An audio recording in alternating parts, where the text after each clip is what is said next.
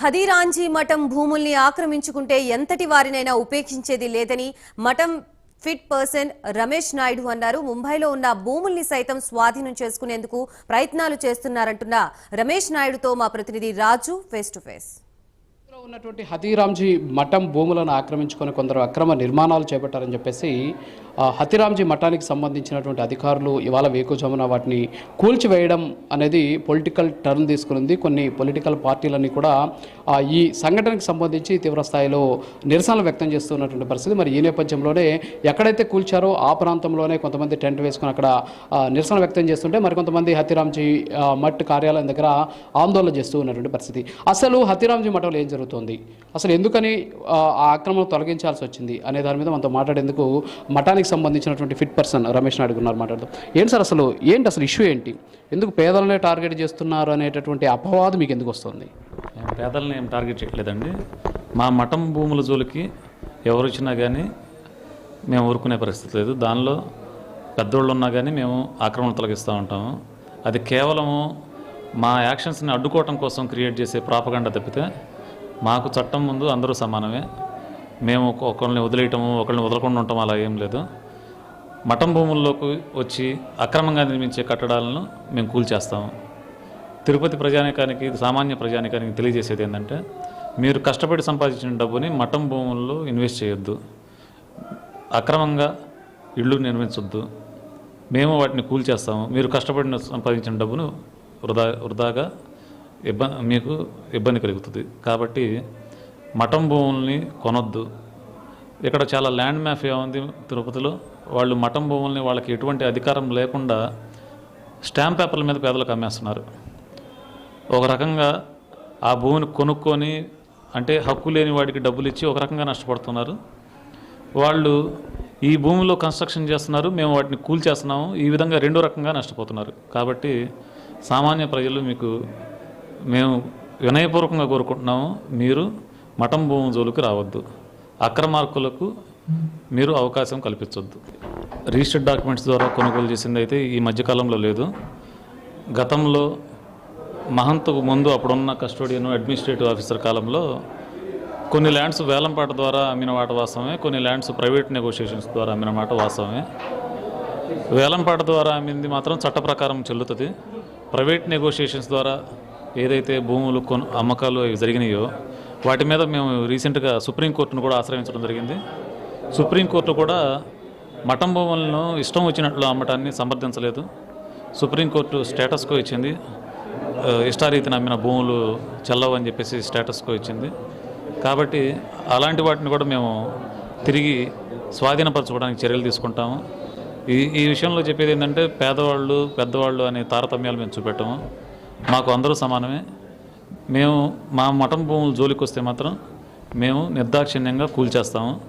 ఇక్కడ ముందు ల్యాండ్ మాఫియాకి తీవ్రమైన హెచ్చరికలు చేస్తున్నాము. మఠం భూముల్ని మీ సొంత భూములుగా అమ్మే వాళ్ళకి మేము పోలీస్ స్టేషన్లో కంప్లైంట్ ఇస్తాము, మీ మీద క్రిమినల్ యాక్షన్ తీసుకుంటాం, మిమ్మల్ని జైల్లో పెట్టించడానికి కూడా మేము వెనుకాడము. ల్యాండ్ మాఫియా పేద ప్రజల్ని మోసం చేస్తుంది, స్టాంప్ పేపర్లతో మఠం భూముల్ని అమ్మకం చేస్తుంది. రిజిస్ట్రేషన్లు జరగవు మఠం భూములన్నీ నిషేధిత జాబితాలో ఉంటాయి. అవి ఎప్పటికి కూడా రిజిస్ట్రేషన్లు కావు. కాబట్టి సామాన్య ప్రజలు ఎవరు కూడా మఠం భూములు కొనుక్కొని మోసపోవద్దు. అంటే స్పెషల్ లీవ్ పిటిషన్ ద్వారా సుప్రీంకోర్టు నుంచి కొంతమంది గైడ్లైన్స్ తెచ్చుకొని కొన్ని రిజిస్ట్రేషన్లు చేసుకున్నారు. ఇప్పటికీ కూడా అవి పెండింగ్ రిజిస్ట్రేషన్లుగా చూపిస్తున్న పరిస్థితి కొన్ని రిజిస్టర్ ఆఫీసెస్లో. సో అలాంటి భూములకు సంబంధించినటువంటి వ్యవహారంలో మీరు ఏమైనా దృష్టి సారించారా? వాటిని కోర్టు పరిధిలో ఉన్నాయి కాబట్టి వాటి మీద డెసిషన్ తీసుకునే అధికారం మీకుందా లేదా? వాటి మీద మేము కౌంటర్లు వేస్తాం. గతంలో మహంత్ కౌంటర్లు వేయలేదు.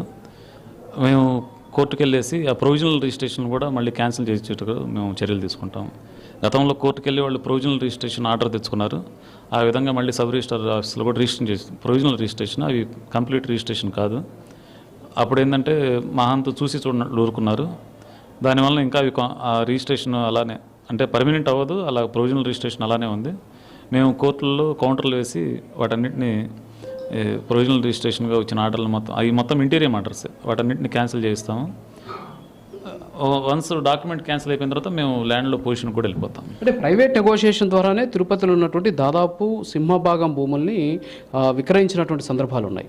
ఎక్కడ కూడా రిజిస్ట్రేషన్స్ లేకుండా కేవలం ప్రైవేట్ నెగోషియేషన్ ప్రతి డాక్యుమెంట్ కూడా చూపిస్తూ ఉన్నటువంటి పరిస్థితి. అలాంటి వాటి మీద మీరు చర్యలు తీసుకుంటారు ఒకవేళ ఉంటే? అసలు ప్రైవేట్ నెగోషియేషన్స్ ద్వారా చాలా తక్కువ, గతంలో జరిగినాయి చాలా తక్కువ మొత్తంలోనే.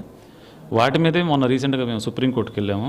సుప్రీంకోర్టు ఇలా ఇష్టారీతిన అమ్మటం కుదరదు, మఠం భూములు అని చెప్పేసి చాలా తీవ్రమైన వ్యాఖ్యలు కూడా చేసింది. మనకి అన్ని పేపర్లో కూడా వచ్చింది. ఇక్కడ ప్రైవేట్ నెగోషియేషన్స్ అసలు చేయడానికి అవకాశమే లేదు. రెండోది, మీరు చెబుతున్న ప్రొవిజనల్ రిజిస్ట్రేషన్ అనేది వేరే సబ్జెక్టు. వాళ్ళు ఏంటంటే మఠం భూములను ఆక్రమించుకొని మాకు హక్కులు ఉన్నాయని చెప్పేసి హైకోర్టుకి వెళ్ళిన సందర్భాల్లో మఠం తరపున అప్పుడున్న అధికారి మహంత్ హైకోర్టులో ప్రాపర్గా కౌంటర్లో వేయకపోవటం వలన వారికి ఫేవర్గా కొన్ని ఆర్డర్లు రావడం జరిగింది. వాటన్నిటిని మేము సమీక్షిస్తున్నాము. హైకోర్టులో మేము కౌంటర్లు వేసిన తర్వాత వాటన్నిటిని రద్దుపరిచి వాటిని పొజిషన్ తీసుకోవడానికి మేము చర్యలు తీసుకున్నాం. అక్కడ మహంత్గా ఒక అతను తనకు తానే మహంత్ అని చెప్పుకుంటూ కౌశలేంద్ర దాస్ అనే ఒక ఆయన ఉన్నారు. కౌశలేంద్ర దాస్ గతంలో, ఇప్పుడు కాదు, దాదాపు 2010 సంవత్సరంలోనే వేరే వాళ్ళకి విక్రయించడం కూడా అయిపోయింది ల్యాండ్స్. మేము గవర్నమెంట్ నన్ను ఇక్కడ ఫిట్ పర్సన్గా అపాయింట్ చేసిన కాడి నుంచి ఇప్పుడు 3 సార్లు ముంబై వెళ్ళడం జరిగింది. ఏదైతే కౌశలేంద్ర దాసు మఠం ఆస్తుల్ని తన సొంత ఆస్తులు అని చెప్పేసి ఉదాని, యశోదా గౌడ్ అనే వాళ్ళకి అమ్మారో ఆ రిజిస్ట్రేషన్ చెల్లవు అని చెప్పేసి మేము కోర్టులో రిప్రజెంట్ చేస్తున్నాము. థ్యాంక్ యూ అండి. సో మొత్తానికి హతీరాంజీ మఠం భూములను ఎవరైతే ఆక్రమించుకోవాలని చూస్తారో, అంతేకాకుండా మాఫియా ఉంటుందో వాళ్ళకి హతీరాంజీ మఠానికి సంబంధించినటువంటి ఫిట్ పర్సన్ ఒక హెచ్చరిక జారీ చేస్తున్నారు.